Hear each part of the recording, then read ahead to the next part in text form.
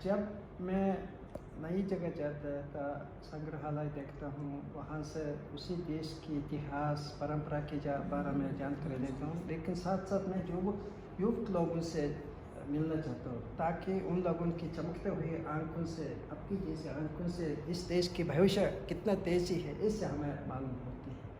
ये ना केवल सरल सवाल नहीं है। 10 साल 15-20 साल के बाद अब जैसे युवक लोग हमारे भविष्य में सत्ता में और देशों के संबंध को बढ़ाएंगे, एक दूसरे के बारे में अच्छी तरह से जानकारी लेते हैं, समझते हैं, तो दोस्ती की रिश्ता और मजबूत होती है। एक दूसरे के समझने से सहयोग भी हो सकता है ना। जब हम मिलते हैं, एकता होते हैं, तो और ताकत और बढ़ जाती है। इसलिए मैं आप लोगों को ऐसे अनुरोध करना चाहता हूँ। और अभी इस ज़माने में युवक लोग अच्छी तरह से जानते हैं NBA, rap music, Bollywood, Hollywood, लेकिन एक दूसरे के बारे में और जानकारी लेना चाहिए। हमारे दो देशों के संबंध कितना पुराने हैं, कितना प्राचीन है। हमारे एंसेस्टर लोग ने इतना बहुत कोशिश की ना एक दूसरे की मदद करने के लिए। मैं एक उदाहरण कर सकता हूँ। सन 1947 में मार्च में वो स्वतंत्रता के पहले मंगोलिया से लोग यहाँ दिल्ली में आई मार्च में। उस वक्त Asian relations first Asian relations conference इसे अंतर्राष्ट्रीय समारोह हुई थी। तो मंगोलिया से लोग आने के लिए 2 महीने यात्रा की है और इन लोगों ने भारत की भविष्य के बारे में और आधुनिक ज़माने में एक दूसरे से कैसे संपर्क बनाने के लिए तो बातचीत की हुई थी।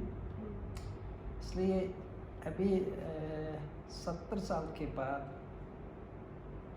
74 साल के बाद आधुनिक ज़माने में युवक लोग और कोशिश करना चाहिए एक दूसरे के बारे में जानकारी लेने के लिए, मदद करने के लिए, किस स्तर में हम क्या कर सकते हैं।